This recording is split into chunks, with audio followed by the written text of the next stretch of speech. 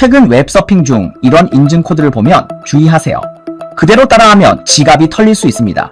마이크로소프트는 바이낸스 체인에 숨겨진 차단 불가능한 트로이 목마를 경고했습니다. 사이버 보안에서 가장 취약한 고리는 바로 여러분, 즉 사람입니다. 리플의 경영진은 여전히 무대 위에서 장담하고 있습니다. XRP를 브리즈앱으로 사용하는 것이죠. 말이 끝나기도 전에 이 다리는 97분 만에 20만 달러가 털렸습니다. 그리고 그들은 전체 서방 금융 결제 인프라에 대한 접근 권한을 잃을 수도 있습니다.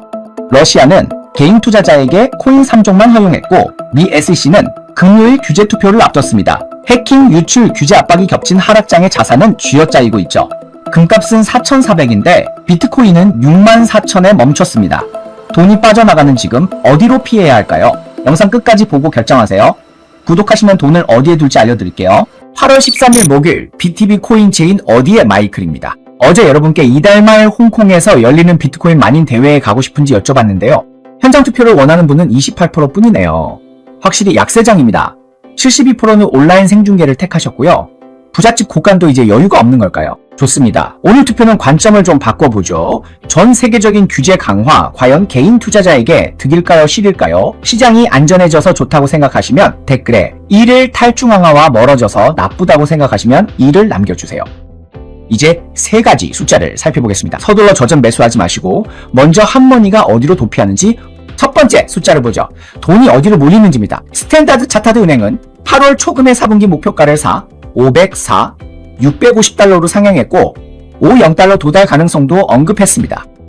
오늘 금값은 온스당 400달러까지 치솟았습니다.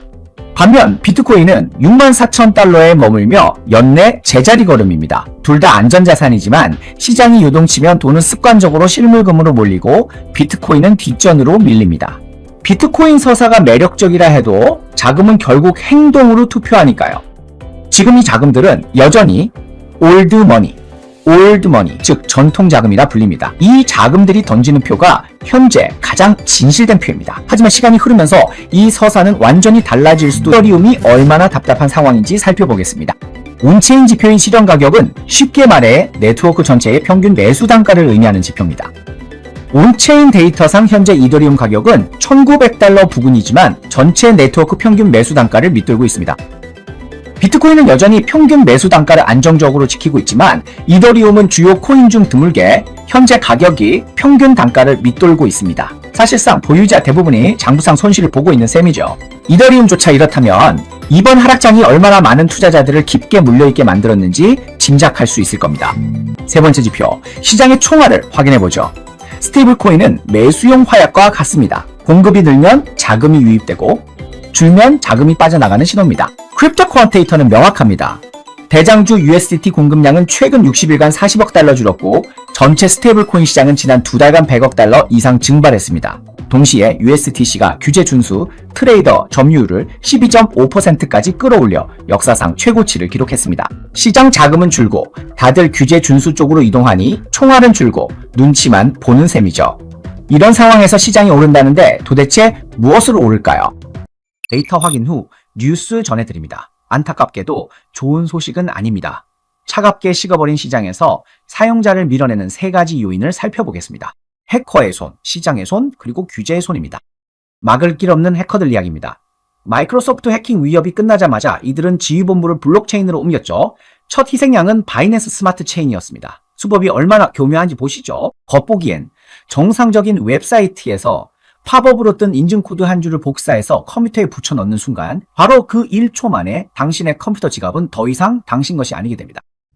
수법은 4단계입니다. 공격자가 웹사이트를 해킹해 스크립트를 심고 이 스크립트가 바이낸스 스마트 체인 노드에 접속해 스마트 컨트랙트의 명령어를 읽어오는 방식입니다. 이른바 에이스 히팅 수법입니다. 가짜 인증 코드를 실행창에 붙여넣게 유도해 엔터 시 트로이 목마를 설치합니다. 매일 수천 대를 감염시키며 기업과 개인을 가리지 않고 5가지 페이로드로 전환도 가능합니다. 즉, 사회공학기법으로 실행을 유도하고 블록체인으로 지휘부를 숨기는 복합 공격입니다. 사이버 보안에서 가장 취약한 고리는 바로 여러분, 즉 사람입니다. 사이버 공격의 약 95%는 사람의 실수로 인해 발생합니다. 왜 이 공격은 사라지지 않을까요? 명령어는 체인에 저장되어 지갑 소유자만 수정할 수 있습니다. 서버 차단은 소용없죠. 아이러니하게도 블록체인의 장점이 해커의 영구적인 트로이 목마로 악용되고 있습니다. 방어법은 하나입니다. 어떤 사이트든 명령어를 복사해 붙여넣거나 직접 입력하라는 건 100% 함정입니다. 단순 인증을 넘어 인식을 높여야 합니다. 스마트 컨트랙트가 공개됐다고 안전한 건 아닙니다. 코드는 방어벽이자 숨겨진 칼일 수 있죠. 체인 위라고 무조건 신뢰하지 마세요. 지금 시장은 침체기라 코인 가격이 하락하면서 해커들의 공격이 훨씬 더 잔인해졌습니다. 출처를 알 수 없는 링크는 클릭하지 말고 모르는 명령어는 절대 복사해서 붙여넣지 마세요. 이 철칙만 기억하셔도 피해의 절반 이상은 충분히 줄일 수 있습니다. AI 시대가 도래했습니다. 당신의 AI가 실수할 거라며 특정 명령어를 입력하라는 말은 절대 믿지 마세요. 아무도 대가 없이 당신을 위하지는 않으니까요. 무료로 보완을 해주겠다는 사람들의 목적은 결코 순수하지 않습니다. 그러니 AI를 믿으세요. 과도한 권한만 주지 않는다면 큰 문제는 없을 겁니다. 다음은 시장의 손입니다. 리플은 1달러 선을 지키고 있고 고래들은 매집 중이며 선물 강세 베팅은 4월 이후 최고치입니다. 상승 준비를 마친 듯한데요. 오늘 두 가지 데이터를 통해 이 안정세가 진짜인지 허상인지 직접 판단해 보세요. 첫 번째로 수요를 살펴보겠습니다. 올해 리플은 현물 ETF 기대감으로 상승이 점쳐졌지만 실제 데이터는 정반대입니다. 8월 8일 주간 기준으로 순유이백은 약 101만 달러에 불과해 전주 1486만 달러 대비 93%나 급감했습니다.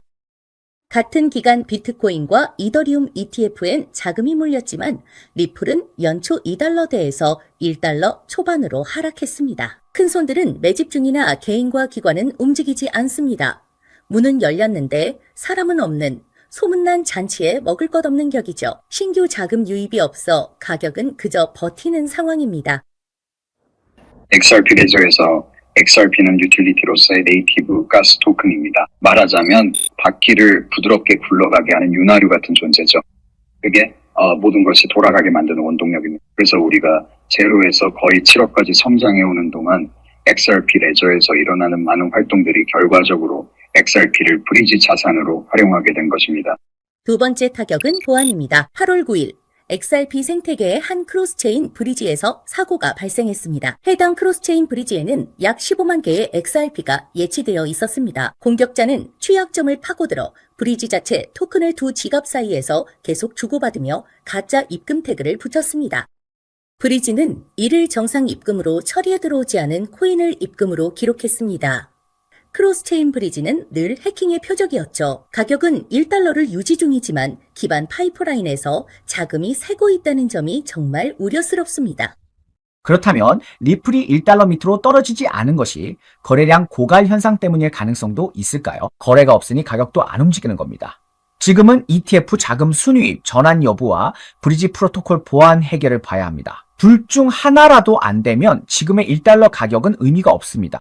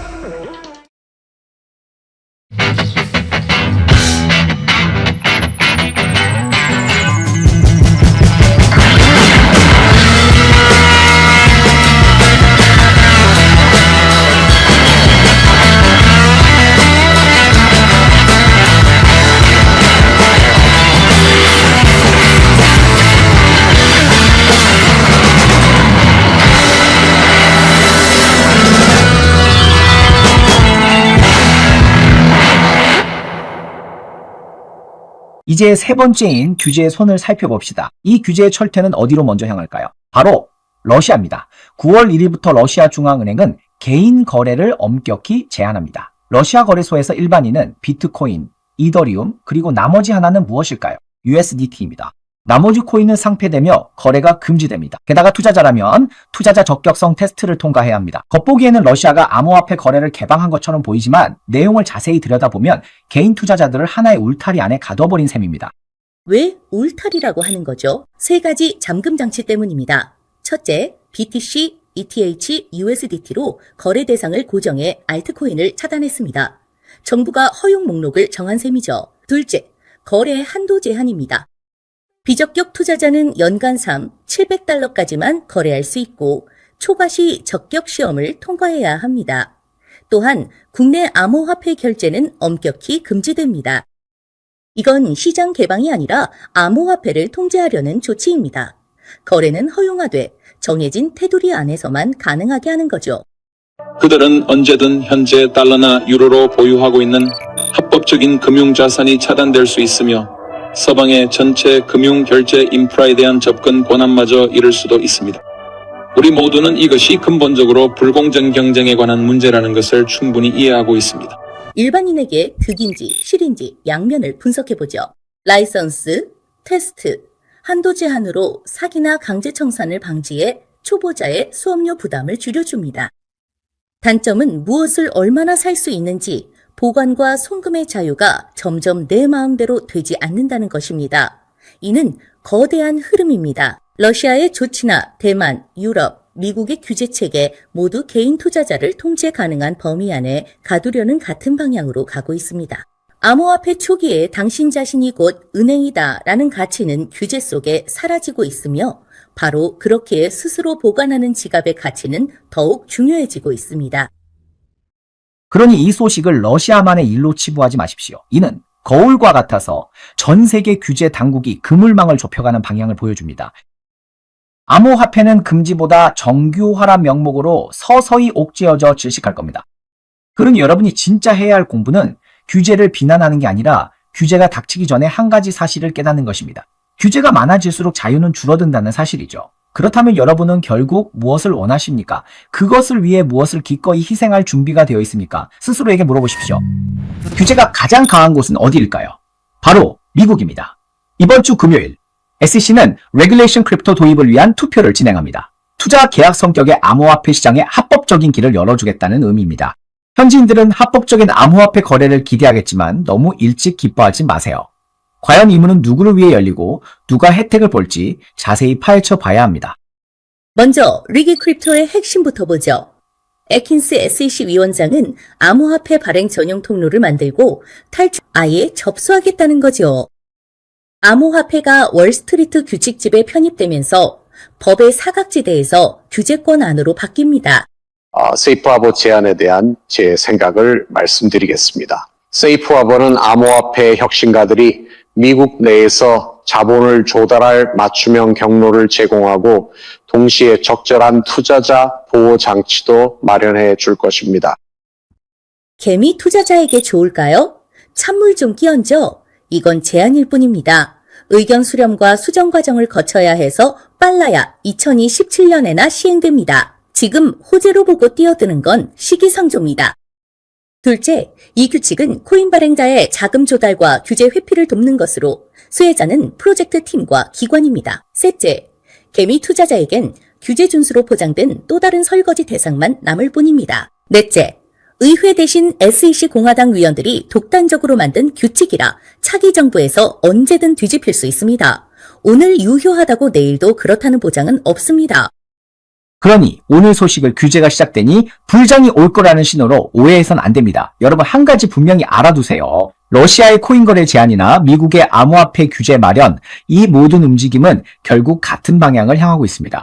어떤 방향일까요? 암호화폐를 법의 사각지대에서 꺼내 통제하겠다는 건데 이 프레임은 무엇을 위한 걸까요? 관리와 세금, 파이 분배가 목적입니다. 이런 규칙은 결코 개인 투자자를 위해 바뀐 게 아닙니다.